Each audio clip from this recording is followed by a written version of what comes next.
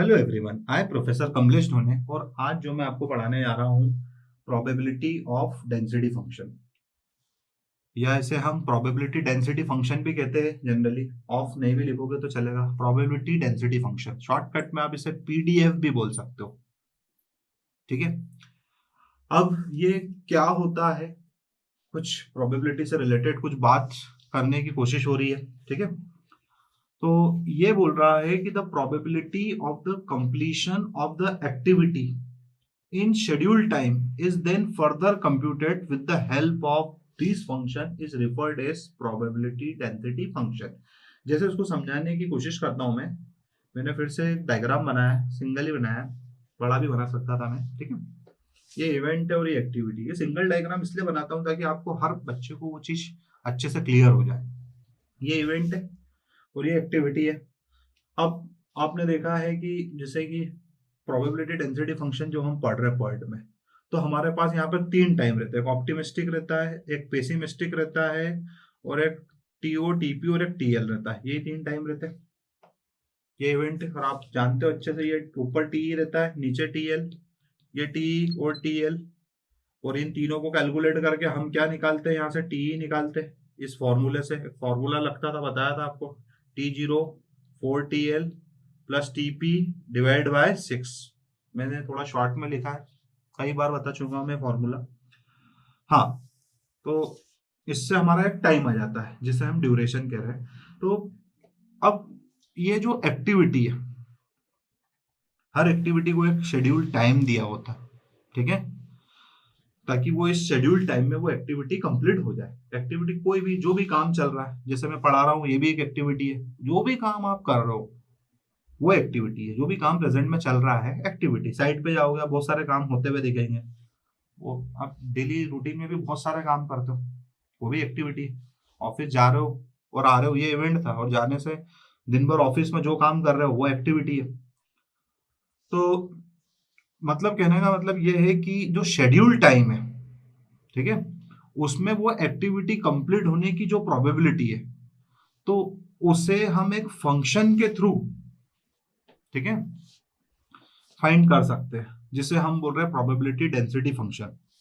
मतलब इस फंक्शन से, इसे हम z से रिप्रेजेंट करते हैं। जो प्रोबेबिलिटी डेंसिटी फंक्शन होता है ना, आप इस फंक्शन को, इसे हम पीडीएफ बोल रहे हैं, इस फंक्शन को निकाल लो। फिर एक टेबल होती है, इस फंक्शन के थ्रू उस टेबल से आप प्रोबेबिलिटी चेक कर सकते हो कि इस प्रोजेक्ट की प्रोबेबिलिटी कितनी है।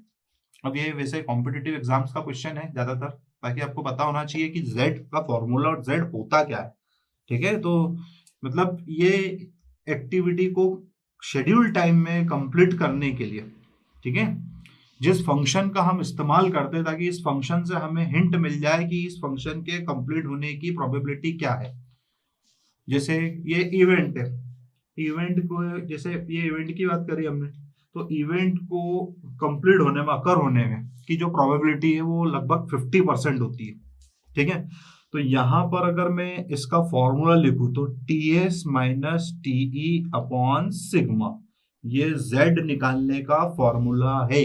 जहां पर ये जो टीएस है, ये है आपका scheduled completion time of the project, जो भी शेड्यूल्ड कंप्लीशन टाइम है।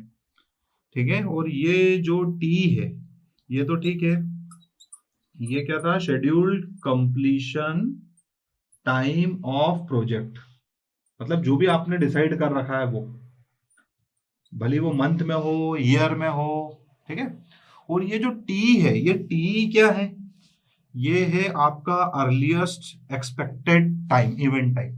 जो हमने टी टीएल देखा था ना, जब हम पूरा सॉल्व करने के बाद सबसे लास्ट वाले जो पॉइंट पे जो आते हैं, ठीक है, तो ये है आपका अर्लीस्ट एक्सपेक्टेड इवेंट टाइम। ये देखिए, अर्लीस्ट एक्सपेक्टेड इवेंट टाइम। और सिग्मा क्या है इसमें, तो ये जो सिग्मा है, सिग्मा बहुत काम की चीज है, जो मैंने पहले भी बता रखी थी। इसे हम कहते हैं स्टैंडर्ड डिविएशन। तो ये चीज क्लियर है। इस डेंसिटी फंक्शन से फिर आप, एक टेबल होती, वो टेबल तो नहीं बनाऊंगा मैं, सिर्फ आपको ये बताना चाहता हूं कि आप z को लेकर आ जाओ और उससे आपको प्रोबेबिलिटी पता चल जाएगी।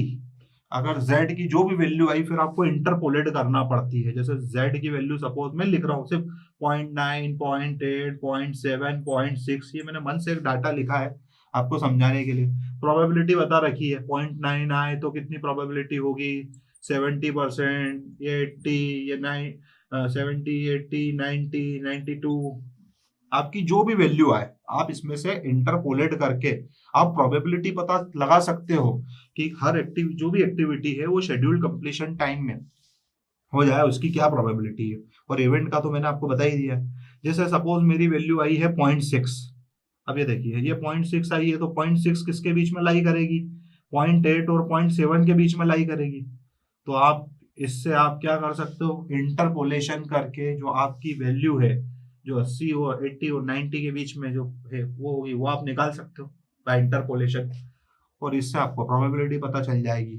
तो आई थिंक आपको प्रोबेबिलिटी डेंसिटी फंक्शन के बारे में अच्छे से समझ में आ गया होगा, इसी में आशा करता हूँ। Okay, thank you.